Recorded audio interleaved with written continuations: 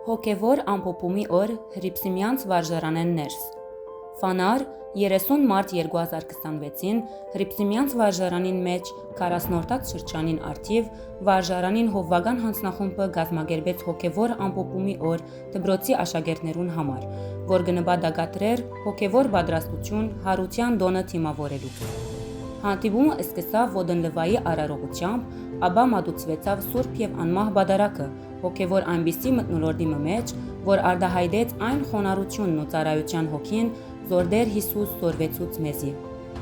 Գարջադեր Տատարեմը ետք ներկաները ուղղվեցան դպրոցի սրահը, ուր վարժարանին հոգևոր վարիչ Գերարկելի հայր Արամ Վարդապետ Աբրահամյան ներկայացուց խոր հոգևոր նյութը Սերմնացանի արագին շուրջ։ Ան ընդգծեց, որ սերմը, այսինքն Աստուծո խոսքը, արադորեն գդրվի բոլորին,